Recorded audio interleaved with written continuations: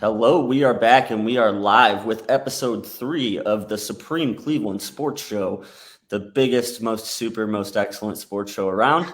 I'm Brian Fraley, and that handsome gentleman to my right is James Mastrucci. James, what's up, man? Not a whole lot. It's been a minute since the Browns played some football, but the last time they did, they were pretty impressive. Yeah, and then just to update people real quick, we usually go live on Thursdays, but I got a little bit of a jobby interview to do tomorrow. So I appreciate everybody that's going to join us here on a Wednesday afternoon. But yeah, you said it, man. It's been a while since the Browns played football, but what an impressive win it was. And I think that's a really good place to start. I mean, let's be honest. The Steelers are not what the Steelers were with Big Ben there and the stability they had for years and years. This is quite a different team that we went up against. And to be fair, I'd say that Steelers rush defense is one of the worst, if not the worst in the NFL. So as happy I am and as impressed as I am with the win, I think that, we should temper it a little bit, dial it back a little bit just because, Pittsburgh's 1-2. They are what they are. Mm-hmm. But that's a team I feel like we should have beat, and we did. So that, took care of business. Yeah, we did. And, one of the key things to factor in here is that it's not the Steelers that we're used to seeing. Even when, Big Ben was like a shell of himself, he was still able to pull the occasional play out of nowhere and be able to be like, oh, well, there's old Big Ben. He's done that 1,000 times. Or we've seen that year after year after year. We see him just, gash the defense or just make one guy miss in the backfield by moving lazily to the left and be able to just find someone wide open. But, you watch what the Steelers were doing, and it's just like, I was not impressed with their offense. I know there's a lot of criticism of Mitch Trubisky in Pittsburgh, a lot of criticism of Matt Canada, but thank you, Mitch Trubisky, for being Mitch Trubisky. There's a lot of blame to go around is what I'm hearing from you, is that it's not just a problem with the quarterback position in Pittsburgh. It's not. I mean, sure, guys, there were some cases of guys getting open. Trust me, Steelers fans, I understand your pain of a guy being wide open, the quarterback not throwing him the ball, then him getting upset. Yeah. We're very familiar with that. There were some clips from the last game that have been making the rounds the past couple of days. I believe Pickens was wide open on a play. Trubisky didn't look at him. He was just like... Yeah, you didn't see Mitch. He wasn't moving through his reads well, and that's something you're going to see with young quarterbacks with, inexperience. But, he's been in the league for a while now. That's stuff that you hope to see from him by now. I didn't see much of that. It was very much like if his first read wasn't there, it was panic and disaster pretty much. We've seen Mitch Trubisky this far in his career so far. We know what his strengths are. We know what his weaknesses are. I still do not understand why offensive coordinators continue to take his legs away from him. Okay, if you give him the ability to run, if you give him the ability to have some mobility in his game, it's a lot more productive. Okay, he's still not going to be an excellent passer. He's not going to blow you away, but he's still capable of keeping a defense honest. He ran 2 times on Thursday, twice. Yeah, right. For a Browns defense who had Myles Garrett and let's just call it friends, because there was nobody really there outside of Myles Garrett in that game on the defensive line. That's something you got to take advantage of. And, luckily for, the Browns, they didn't. There was like, okay, I guess we're just not going to run. I mean, sure, they ran Najee Harris 15 times, but man, he is slowly turning into Trent Richardson, and it's sad to see. Yeah, it is sad to see. What I wanted to say about Mitch is, like, you're right. He does have a little bit of athletic ability. We've seen him run around, and he can do some stuff in the play action. And you didn't see them using him much at all. You said he only ran it twice, and he found the end zone once. So he ran it twice, found the end zone once. It's something that he's had success doing in the past. And you said it with Big Ben, even when he was kind of a shell of himself. In terms of arm talent and mobility and whatnot, he still had a little bit of that X factor. Like, he's just a really savvy quarterback in the pocket.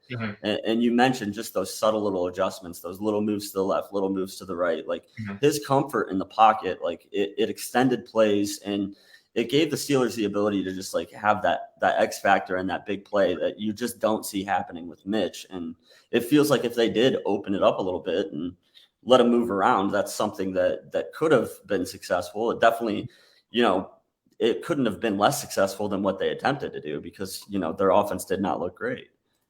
Yeah, I mean, you look back to his rookie year, again, he was not a great passer of the ball by any means, but he was allowed to make plays in space. He was allowed to use his legs, use his mobility, use his athleticism to, I guess, bridge the gap between his deficiencies as a passer in football. They didn't do that. I mean, right. And thank you for not doing that. But for Steelers fans out there, for people that, like the Steelers and all that other fun stuff, like, you're going to be in for a rough one if you continue to see Mitch Trubisky running the ball 2 times. If you don't see him, adjusting what they're doing to be like, he can still move. He doesn't need to run like Lamar Jackson. Just give us a little bit of mobility. Give us some of his legs. Like, be poor man's Jeff Garcia. You do that, and you know what? He becomes a slightly better option what they have right now, and he gives you a little bit more, I don't know, something. He gives you something on offense because they don't have it right now. I mean, he was sacked only once. He averaged 6.5 yards per completion. Part of that, kudos to the Browns defense for tightening up a little bit, but he wasn't really doing much. Yeah, that stat's kind of alarming. The fact that we only sacked him 1 time. He's not running. He wasn't running around. So, the opportunities were there to get to him, and we didn't get to him much. So you can at least say that. The Steelers did a nice job protecting him all day long. Mm-hmm. But you look at that number, 6.5 yards average. That's just a Baker Mayfield number. That is. It's actually slightly better than a Baker Mayfield number. right. But you talk about the blocking. The Steelers, they didn't go with traditional double teams. Everyone just thought they were just going to double team them and just everyone single block everyone else. But if you watch back, you look at the clips, what they're doing is they're hitting them with a chipping tight end or a running back or someone else to just put just an extra little push into him to get him off the balance just a little bit. And, it obviously played a factor in Myles Garrett, not having like a sack in the game, or, it wasn't Garrett, was it? It was someone else had the sack. It was Jacob Phillips sack. Kudos to Jacob Phillips. Step in when we need someone to step in with Anthony Walker out for the year. But, you look out and you see he really didn't fill the stat sheet. You saw some guy, we're going to talk about Myles Garrett getting dominated. I'm like, you didn't watch the game now, do you? You see those people that tweet out, tell me you don't watch football without telling me you don't watch football. It's right. Yeah, looking at the box score right now, Myles Garrett's only credited with 2 tackles and for the whole game. And it's not a tackle for loss, so it wasn't a big impact play.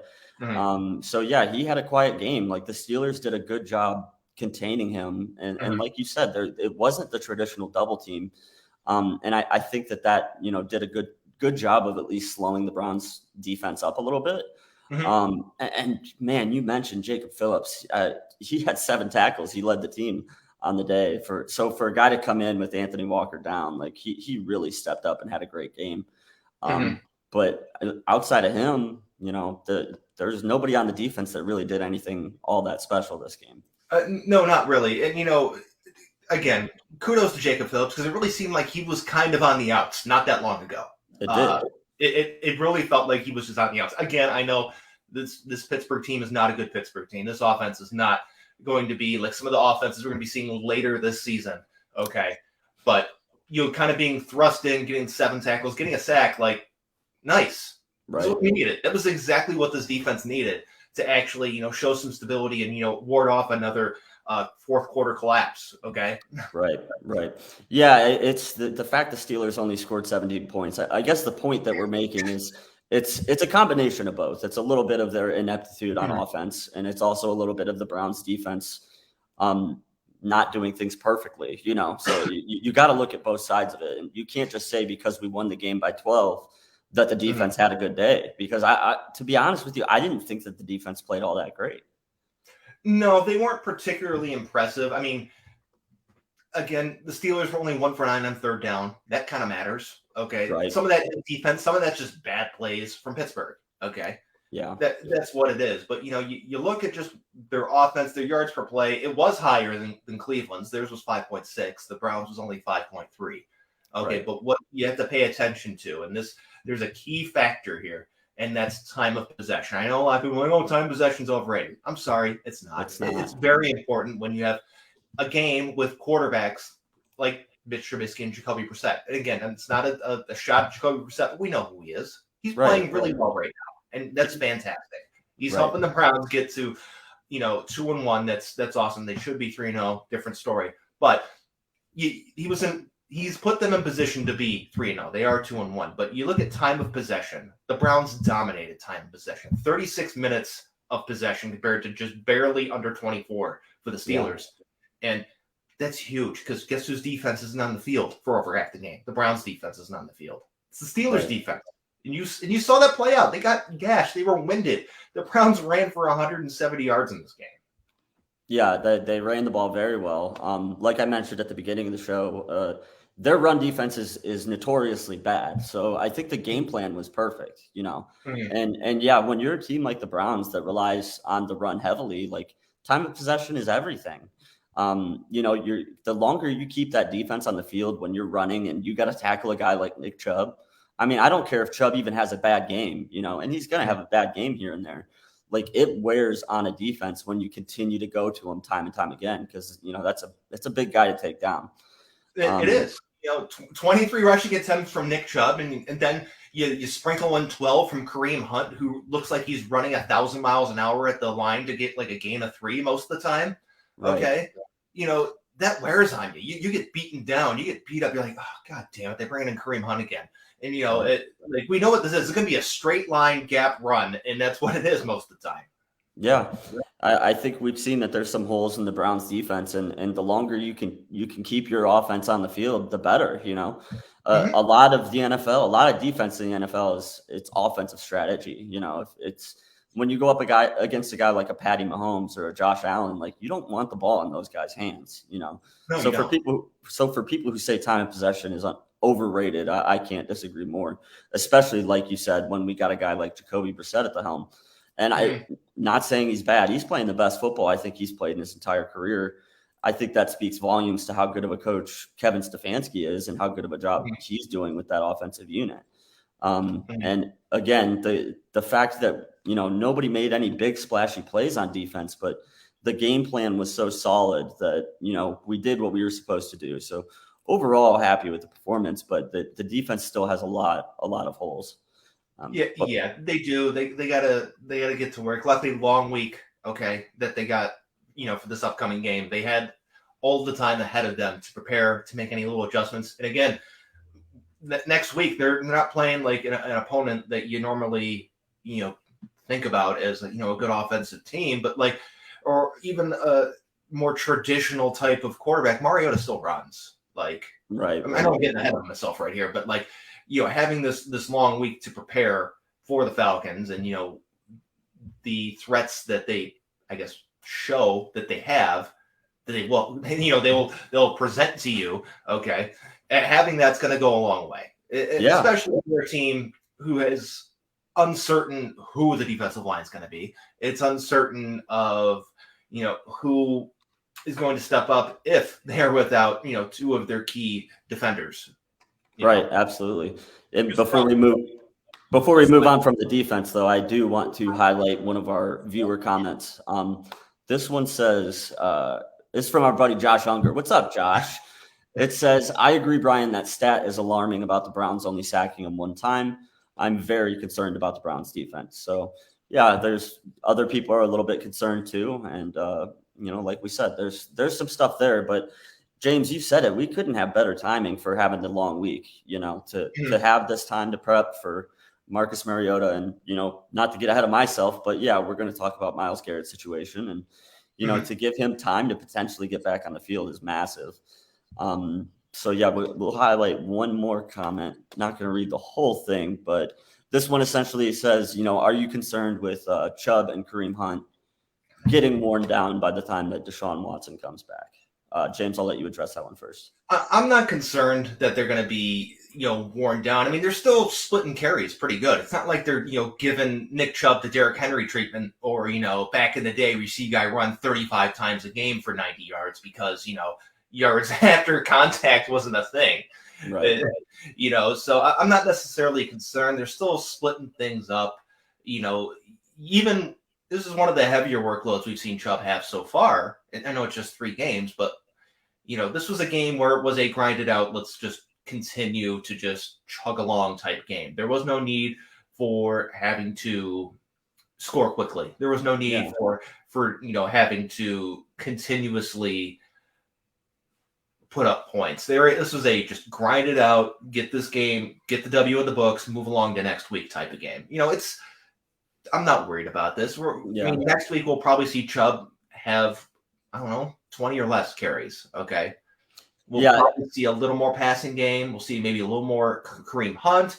Maybe Demetric Felton gets in the mix a little more. You never know what they're going to do. They're going to have some new wrinkle that we haven't seen yet for the Falcons, and it'll be interesting to see what it is. Yeah, I agree. I think that they're doing a great job splitting carries. The fact that you have 2 guys that are so good, it's just it's a very, we shouldn't take it for granted is what I'm saying.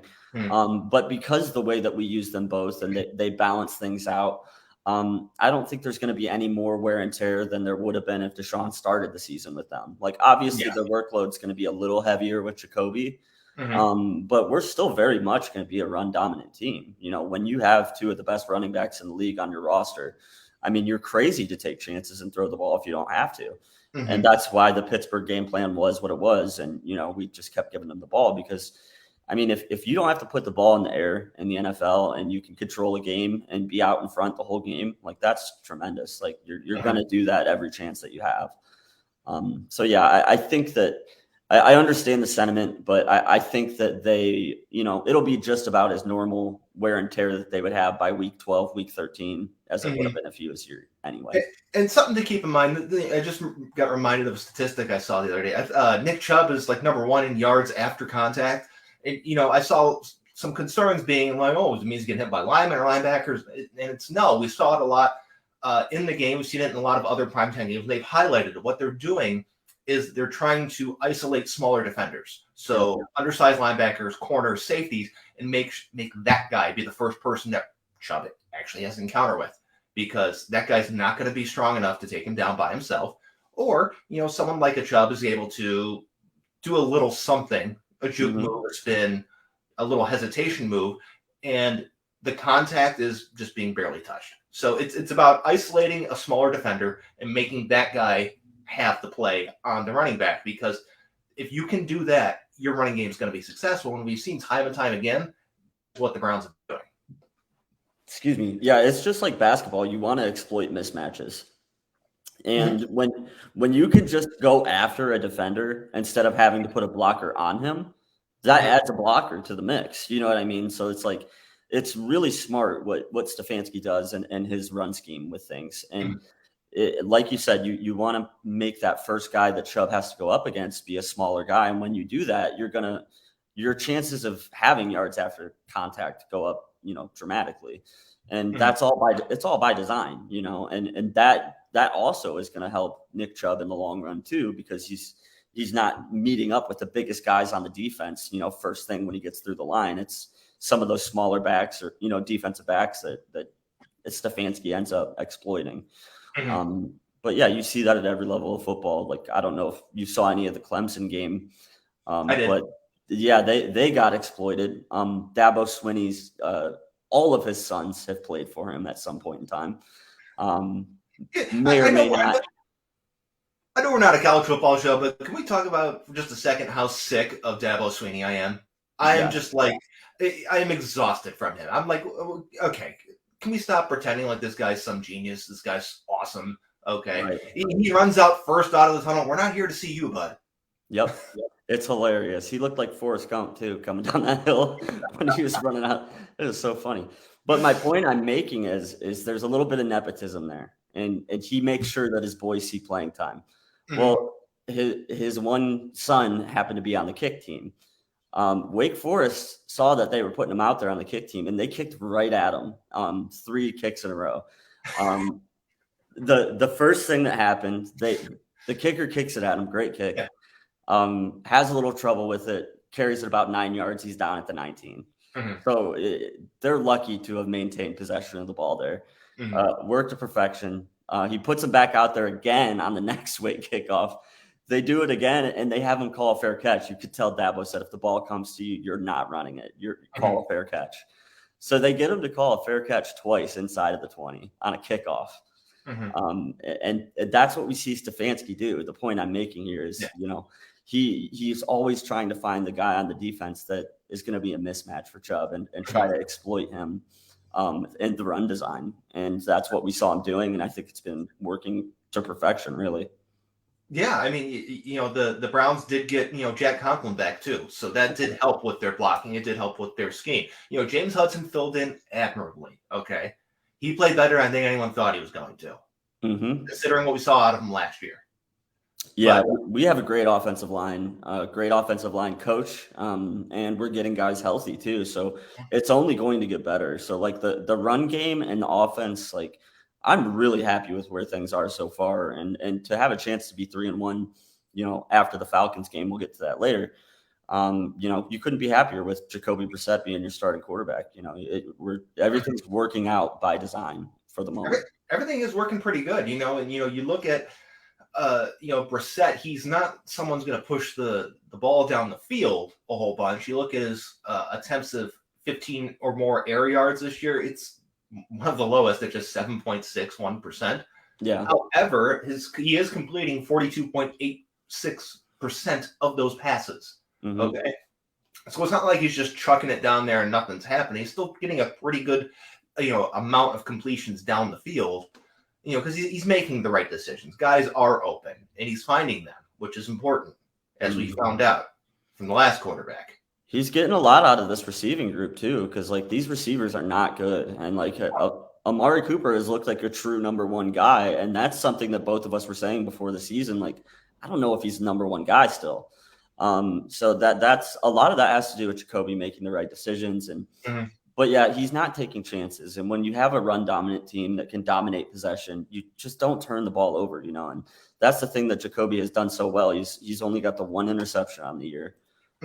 As opposed to the 4 touchdowns. That's a great ratio.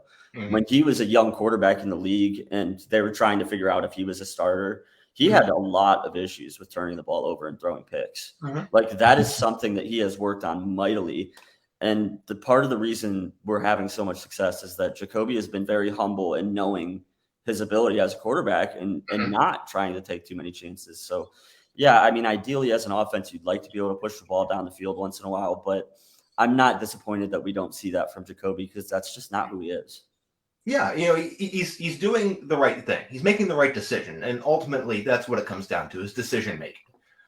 When push comes to shove, when the defense tries to make you play left-handed, when you're not able to have your first read, when you're not able to do what the play is supposed to do, you make the right decision, and that's what he's doing. He's making the right decisions. And still, you mentioned Cooper. He's still not a true number one receiver. He's the number one receiving option. Right. That is making the number one receiver. I think that's important to, separate the two. He is the number one receiving option, far and above, without a doubt, though.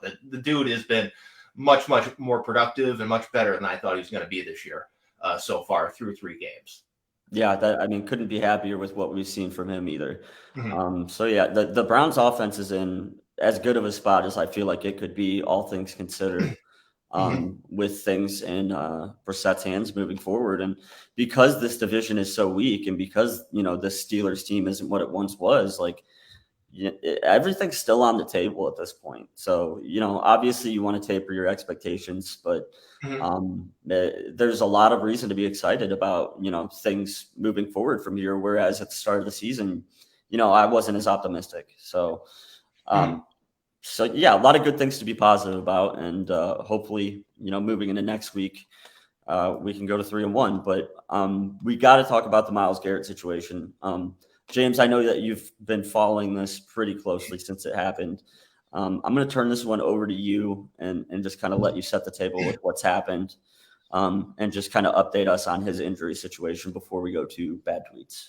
Yeah, so Myles Garrett, he was involved in a single vehicle car accident. It appears that he was swerving to avoid a animal in the road and result in his Porsche rolling over. That car looks totaled, by the way. Yeah. Luckily for Myles Garrett and the passenger in the car, no severe injuries, no life-threatening injuries. Somehow Myles Garrett escaped with just a shoulder strain and a bicep strain. I saw that, I'm like, is this dude's season over?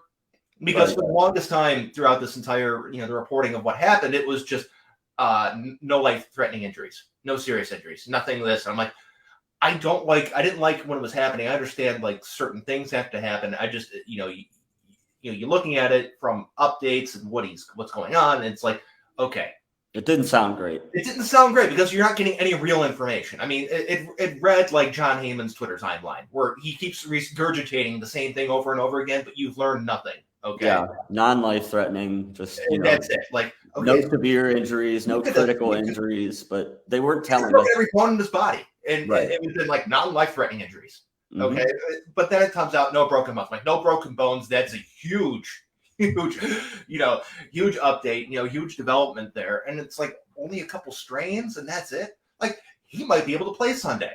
Yeah, He's which still is probably play Sunday. absolutely wild. I mean, I'm sure a lot of that has to do with the fact that Miles takes incredibly great care of his body. Like he's in as good of a shape to come out of a car wreck unscathed as anybody. But yeah, Porsches are not big vehicles, and he's a very big man. Mm-hmm. Like when I saw the condition that Porsche was in, I was like, where did his body go during all that? I was expecting really, really bad news. So yeah, very, very fortunate that this situation was not worse. We saw how bad a car wreck can be with the Tiger Woods situation, last year. So yeah, we're very, very fortunate. Miles is still questionable for Sunday, which is a miracle that he's even listed as questionable and he's not just out. I think the only thing that they're really concerned about is obviously running him through the concussion protocol. He has cleared. He has cleared that. Oh, did he clear that? Okay. Yesterday. That was a major obstacle, obviously. Yeah. So getting past that is huge. Knowing that he doesn't have any, head damage or anything from the accident is a big relief. But yeah, so glad that Miles is okay. But we do want to talk a little bit about Brown's Twitter. One of our new segments, Brown's tweets. Bad tweets, forgive me. I could just say Brown's tweets because bad tweets, Brown's tweets are usually one and the same. Especially on Sundays, especially, during a Browns game. It's just not the best.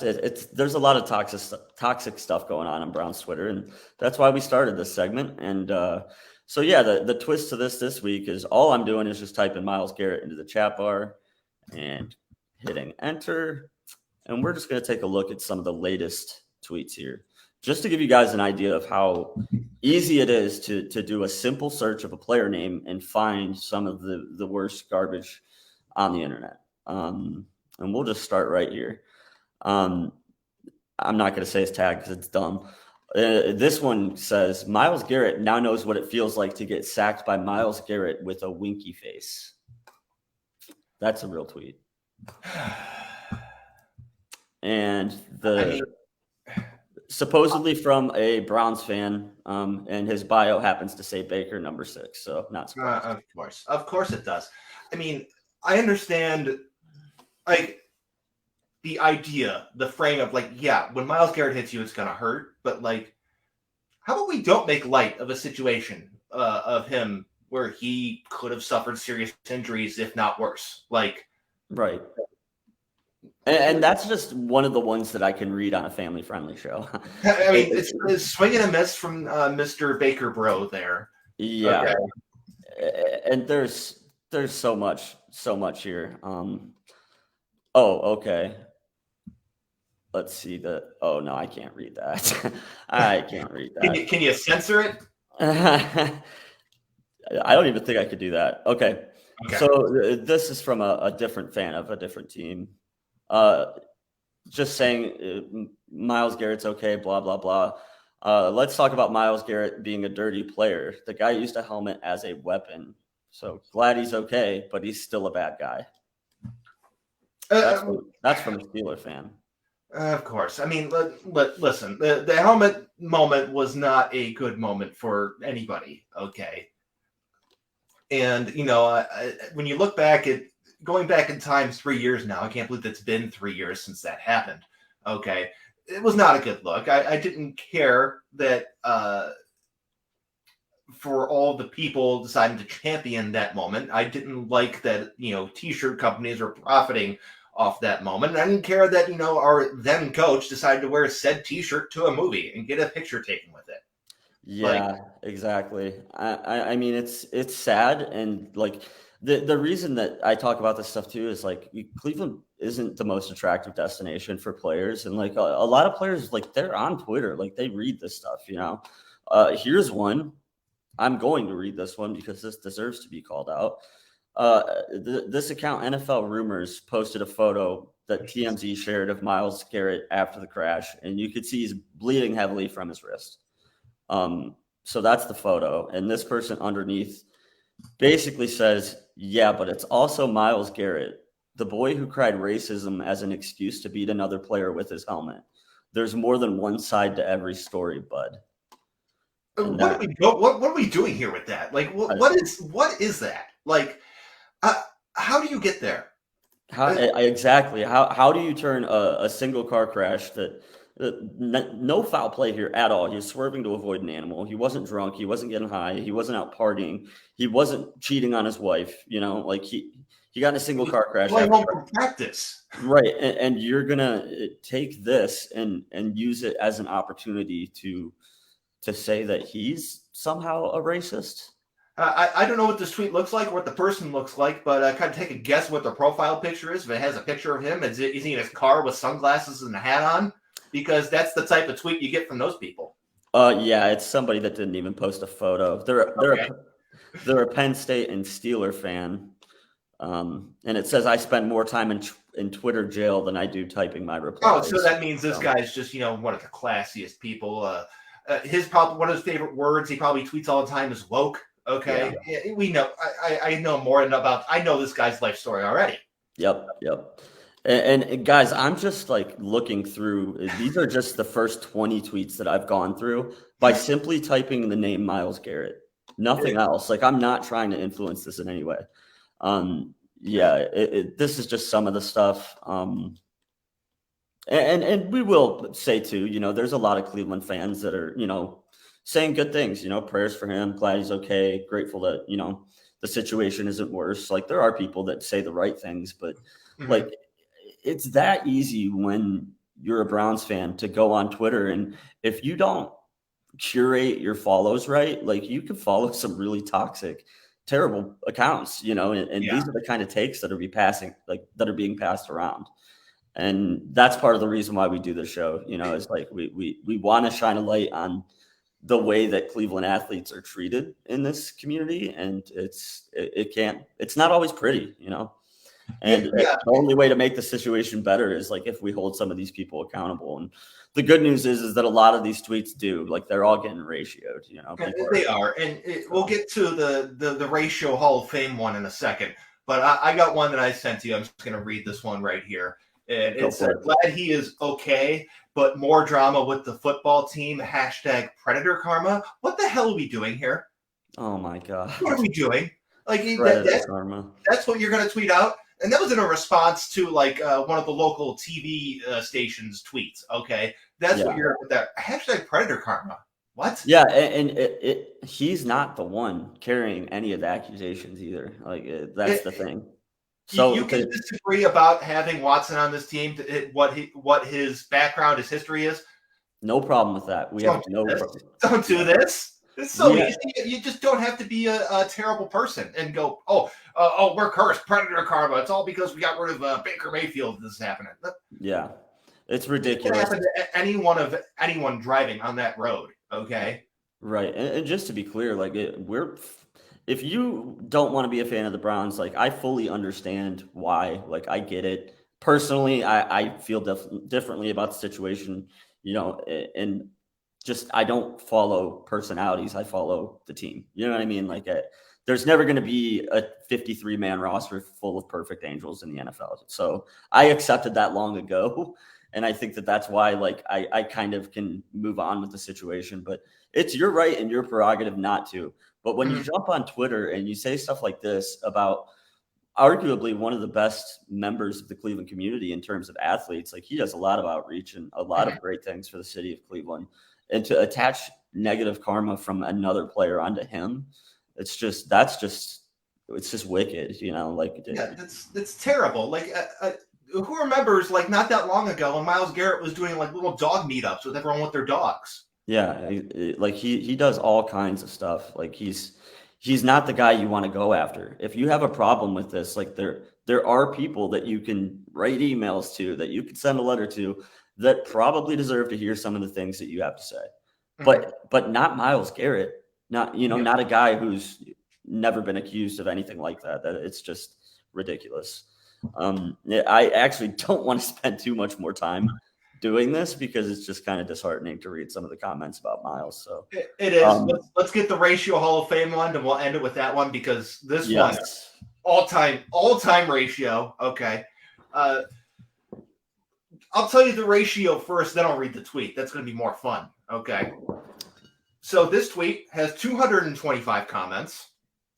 It has been quote tweeted 187 times. Oh boy, that's never regular retweeted just 5 and just 10 likes. Ooh. Okay, that's a Ratio Hall of Fame number. Okay, this guy. That's up there. This is like getting a quadruple double. Okay. Yep, you're right. maybe a quintuple. Mike, you're filling the stat sheet here. If you're on Twitter, you've probably seen this tweet. You've probably seen it in one way or the other. You might even follow this guy. Okay. I have him muted. I've had him muted for a long time because I don't care for him. Okay. Yeah. But here we go. Are you ready? 1, I hope Myles and his passenger are okay. 2, once they determine they are okay, he needs to be immediately arrested for attempted manslaughter of his passenger and reckless driving. 3, who could have possibly seen Myles Garrett being so reckless? So a guy who swerved to save the life of an animal who very well could get ran over a half hour later by somebody else. Mm-hmm. And you're going to say that what he was doing is actually attempting to murder his passenger. Attempted manslaughter. Okay. So attempt an accidental, This is just one of the worst tweets of all time, and that's why it got the ratio. That's why it's a Ratio Hall of Famer. Okay. Oh, goodness gracious! You can't accidentally commit manslaughter. No, you can't. Manslaughter is the accidental version of murder. Okay. Right, exactly. It's literally written into the law. It's the accidental. Like, it's the accidental squared. That's not a thing. Yeah. This is the redundant Department of Redundancies department. It's so bad. And this is someone who's doing the reckless thing, trying to draw the comparisons to the helmet thing. And just like, yeah. And he was they said he was going 15 over the speed limit. It was like 60 and a 45. And I was like, and come on, like, is it reckless? Sure, but like, who doesn't? And when you're out in the country like that on an empty road, like, everybody treat those roads is like this is a drag strip. I'm going to see how fast I can go all the time in the middle of nowhere. Like, I've been on that road. I know where that road is. Like, there ain't nothing there. And a lot of times, in situations like that, you'll see people just be like, I'm going to go 100, or I'm going to see how fast I can go before I get to that mailbox out there. Yep. That's not what he was doing. Right. If he was doing that too, like, then sure. Like, yeah, that's reckless. That's dangerous. Yeah. Like, but this isn't that. Like, this isn't drag racing. This isn't, he was going a little fast, but it's the country. Everybody does it. You can accidentally go 15 over the speed limit in the country just because you don't see things when you're like, you don't have a frame of reference to show how fast you're moving. Like, when you're on the highway, you see things whizzing by, like, how fast you're going. When you're in the country, like, you could be going 10, 20 miles faster than you think you are. Yeah. And, I've accidentally gone way faster in the country before. And it's just because I'm sitting there and I'm just like, there's literally nothing out here thinking about, I'm going to go do this later. Or you space out. It's like, I'm going faster than I should be right now. Yeah, this could have happened to anybody. Yeah. This wasn't that. So terrible tweet. Glad it got ratioed. Yeah. But yeah, that's just that's how easy it is to find this stuff on Brown's Twitter. All I typed was Listen, Myles Garrett. So if you have a really bad tweet, it makes the rounds. You get quote tweeted, you get screenshotted, you get roasted, you get made fun of. It's hilarious. Okay, when you have one of those ones. Yeah. So that's what we do it for, and that was fun because those people deserve to be called out. And I think we did a lot of them favors by not actually giving their names. So you're welcome. You're welcome for not deserving that. But anyhow, I guess with that we should preview Sunday's game. We are in Atlanta, 1:00 on Sunday. Browns are 1.5-point favorites. I think Cleveland wins this game. Any initial thoughts about this matchup? This is a game that I earmarked before the season as the game that they're going to win. Okay, and this is a game I expect them to win. They should win. You compare the Falcons to where they're at. They got rid of Matt Ryan, who doesn't look good now. That move actually looks like a good move for the Falcons right now. But we know what Marcus Mariota is. He's going to be a career backup, spot starter, bridge guy. Just guy you bring in. It's like, okay, this is fun for like a year. Then if you run it back for year 2, it's like, oh, why did we do that? Yeah. So it is what it is. I referenced this number earlier in regards to Jacoby Brissett, but is attempts per 15 yards or more down the field. He is throwing 24% of his attempts further down the field. Could be a problem for the Browns defense since they're not necessarily the strongest secondary. Right. And Kyle Pitts is pretty good. Drake London's also pretty good. Special players, rookies, but special players. And just as important, the completion rate on those is 47.37%. So it's a little bit higher than we have from Jacoby Brissett, but almost 5% more. It is 5% more. Right. So, he's throwing it more often, 17% more down the field, and he's completing 5% more of those passes. So is there a possibility we see more coverage busts, we see more miscommunications? Sure. Okay. Yeah, I would expect that. I expect, at least one long catch and run or one guy running wide open, just because that's how it is. That's what we've seen.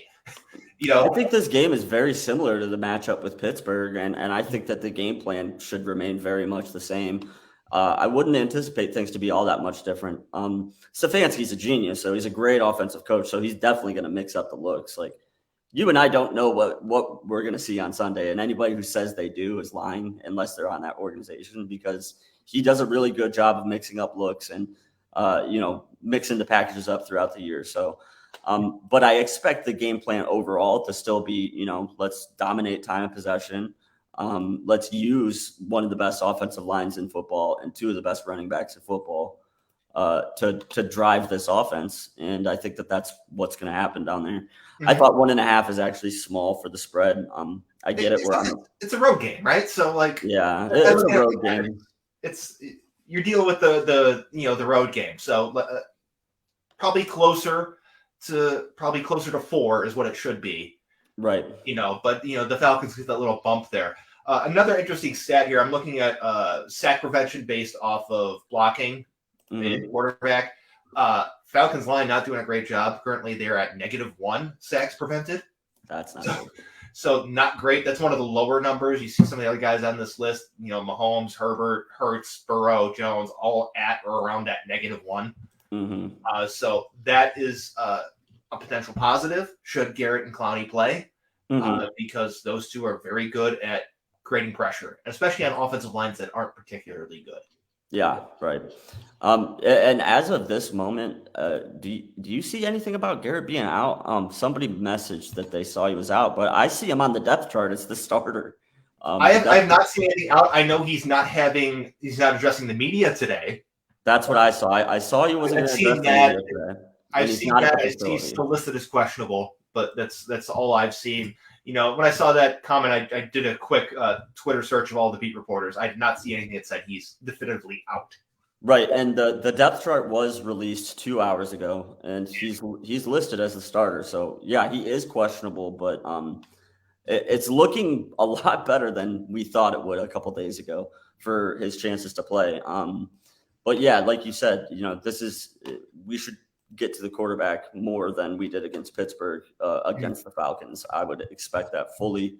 It should. If even if just Garrett's there, even if just Clowney's there, it's going to create pressure. If neither are there, that's when I'll have concerns. If neither guys exactly.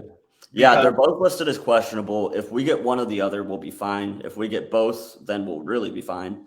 But yeah, unless both of them are out on Sunday, I'm not too concerned about this Atlanta offense lighting us up. I do think there's going to be a couple big plays, busted coverage plays. Drake London does lead the team with 214 yards and 2 touchdowns. So he's having a good rookie year already. Not that many catches, but he's a big play guy. I would expect him to have a big player too. And like you said, I mean, Pitts is just a freak. So he's going to make a play or two, whether it's a busted coverage or not, he'll probably make a play. So yeah, a couple touchdowns, I would expect them to score, but I think we win this game by, I would say about 7, 8, hopefully. They should. It should be a more comfortable margin than a last-second touchdown on a botched hook and ladder as time expires. Right. I would feel a little bit more confident in that statement. I'm looking at the Falcons. I'm trying to see what they rank here. They're not doing a bad job of scoring points. They're averaging 26.7 per game. So that's a decent chunk. The Browns are at 28.3. Okay, right. So advantage Browns there. Yeah, the Browns offense is humming right now. So I think that on paper, this is a matchup that we definitely should win. I would be disappointed to lose this game, even with Myles out, unless Myles and Clowney somehow are both out, but I don't see that happening. Yeah, the Falcons are allowing 27 a game. Browns are at 24. Mm-hmm. So they are running the ball okay, though. They're averaging 150 rushing yards per game. The Falcons, Cordero Patterson and whatever version of a running back, I don't know what his position really is. They want him to be Deebo Samuel, but he's not. He's not Deebo Samuel, but they're doing a pretty decent job of moving the ball and keeping things moving. I mean, you got Mariota, and you got somebody like Patterson, who is kind of a weird position in the backfield. It does create potential for being able to take advantage of a defense that may not be particularly good in run defense. Right. Yeah. Anytime that your strength lines up with the team's weakness, that's bad news for that team. And that's what we have here. So yeah, matchup nightmare. Pretty excited for this one. I think that the Browns are going to go down there and get a win. Little unpredictable right now with the weather, with Hurricane Ian down there. Hurricane Ian Rappaport wreaking havoc down there. Hurricane Booze Bag. Ian's just such a funny name for a hurricane to me. I don't know why. Hurricane Ian. It's a strange name. But yeah, so that's there's the X factor if things are dangerous of maybe the game getting moved, but I don't think so. I think that they're far enough out of harm's way, and being inside certainly helps. Being inside definitely helps. If anything happens, obviously, we'll see. But I haven't seen really anything. Any murmurs really of the game being impacted either way. Usually by now they would have a backup plan in place. Yeah. So. I feel like we'd have something or some sort of, contingency plan in place already, and we haven't heard anything. Yeah. Weather is unpredictable, so you never know. But again, right. It doesn't seem like they've really publicly, mentioned or announced any plans for. Right. And just looking at the Falcons' opponents so far this year, they're 1-2 and 0-1 at home. They opened up with the Saints. They only lost that one by a point. That Saints team looks bad too. Yeah, they do look bad. So that's not good. They did look a little bit better at the Rams. They lost that one 31-27. So they did put some points up. And then their only win came against Seattle last week. That they won that one 27-23. So even in their one win, they gave up 23 points. That defense did not look good. And then, that even though that close loss with the Saints, it's close. It's still that's a bad loss in my eyes. The Saints stink. Okay. What I'm going to I think the important thing to look at is week 2 is what you said. is could look at similar offenses against this defense. The Browns and the Rams run a similar offense. The Browns version is a little bit more run heavy, and the Rams version is a little bit more pass heavy. But in the foundation, the heart, the soul of the offense, it's the same thing. Mm-hmm. Okay. Obviously, little Stefanski-isms, little Sean McVay-isms that have things go certain ways. Different verbiage and stuff like that. Slightly different concepts, little twists. Obviously, the Rams have a better quarterback situation. Yeah, Matty Stafford's a great quarterback. I would even venture to say they have a much better receiver situation. Advantage Browns in the running game, I will say. But you look at what they were able to do. I'm pulling up the numbers here because I did not have them in front of me. You look at what the Rams were able to do against the Falcons, and that's going to tell you a lot here. Mm-hmm. And so, I think a lot of people were worried. They ran 26 times for 65 yards. Not great, but again, they threw the ball 36 times. Stafford had 3 touchdowns. Did throw 2 picks, but Cooper Kupp had himself quite a nice day with 11 for 108. And 2 touchdowns. And Tyler Higbee caught 7 for 71. So Tyler Higbee is the number I want you to look at here. It's because David Njoku showed signs of life last week. Okay. That might have been his best game as a pro. Okay. We're high for him. Yeah. So, you look at Tyler Higbee. If Njoku can string a second start together in a row, that Higbee numbers, the number I want you to look at. I think Cooper is still going to have a good game. I expect 6 to 7 catches. I don't know if we'll go 3 straight 100-yard games for a Browns receiver. I think that might be a little bit too much to ask, but you never know. But look at those numbers in the passing game. I think those are the ones you need to focus on. The Browns running game is going to do their thing. Okay. It's that other thing, the passing game. What will come out of that? And I think that will ultimately tell you whether or not the Browns win or lose and by how much. Yeah, I agree completely. LA did a great job of containing Kyle Pitts. He only had two catches for 19 yards. Drake London had a big day. He had 8 catches. The next leading receiver only had 2. So they went to Drake London all day long. It seems like part of the Rams game plan there was to shut down Pitts and let one of the guys, have a day. And I would expect a similar approach, would be successful. I look to them to go to Drake London a lot. If we take out one or the other, I think that should be a reasonable expectation. Just take one of those guys out, make them go to the other guy, make the other guy beat you. I think that's a workable game plan.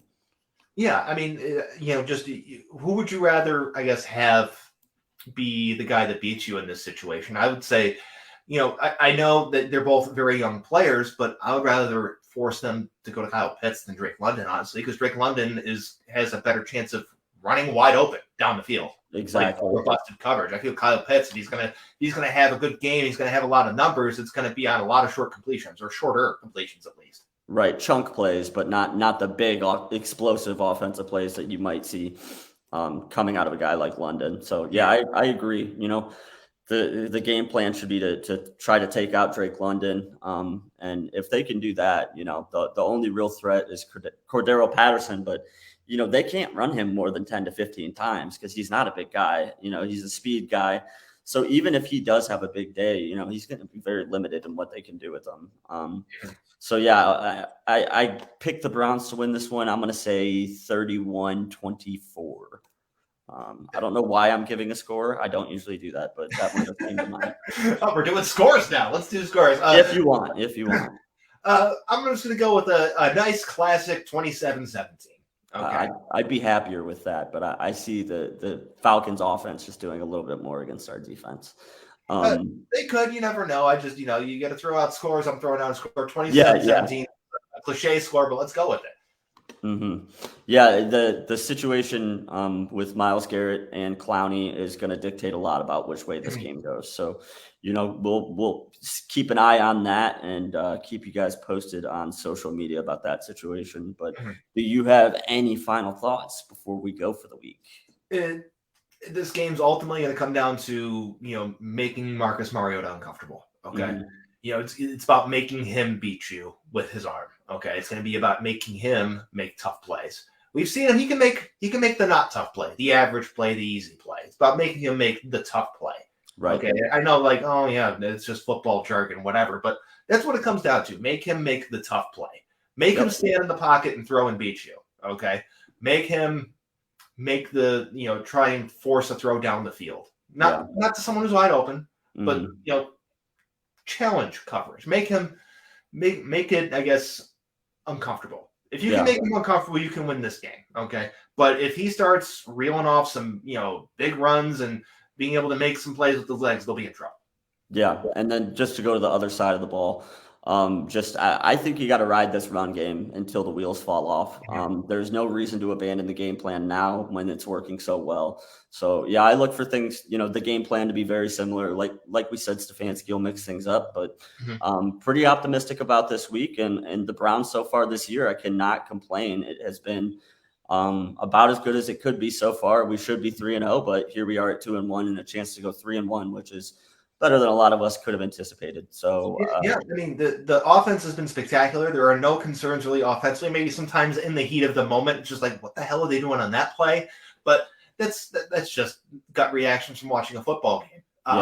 But overall, you look at it from 1,000 feet back, and it's what they're doing is great. It's working. It's their offense is not really an issue at all. It's any concerns is on the other two faces of the game, the defense and the special teams. Okay. But the only concern really for me is just the wide receiver personnel group, but they're getting a lot out of those guys. They're getting as much out of that group as they possibly can right now. I still think we're a wide receiver away from being one of the elite teams in the league, but maybe a trade happens at some point where they bring somebody else in. Okay. But for now, what they're doing is something that we've wanted them to do for years, and it's that you have a guy who's your number one receiving target, get him the ball consistently. Okay. And they're doing it. The last time we really saw them do this effectively was with Josh Gordon. And that was almost a decade ago. Okay. Yeah, it's been a while. And since then, it's been all these other just cast-off guys. And maybe they have a game with 4 catches one week, but then they're down to 1, then 0, then 6, then 2. It's just he's consistently produced. And honestly, if anyone was, able to draft Amari Cooper in fantasy, I'm sure you're having a great time right now. Because he's been very consistently productive. Okay. Yeah. So being able to consistently find that receiver has worked out because it's taken pressure off of Donovan Peoples-Jones to be something that he's not. It's taken off pressure from Anthony Schwartz to do anything. Okay. Right. Because they don't need to rely on Anthony Schwartz. They don't need to rely on David Bell really either. I think a lot of people thought that guys like Peoples-Jones and Bell will be playing much larger roles than they have so far. I mean, they haven't but they haven't really done anything. Okay. Right. I think that is important to highlight here. And Njoku had himself a good game. Again, I don't know if he's going to replicate that, but being able to have a true number one target's made it easier for other people to have smaller roles, more acceptable, honestly, and for someone like Njoku to have a decent game or a good game. Yeah, and I think that's a great point to end things off. We will be back with you maybe next Thursday at noon, the normal time, maybe not. Next week sometime. Both of us just have, we've got a lot of stuff going on and career field stuff going on. So, we will keep you posted. For now, we'll say Thursday at noon, but that might be changed. So I just want to say thank you to James for being so flexible. And being able to work with me around some of these opportunities that I have popping up. And I'm having a blast doing this. So we will see y'all next week at some point in time. And I'll see you guys later. See ya.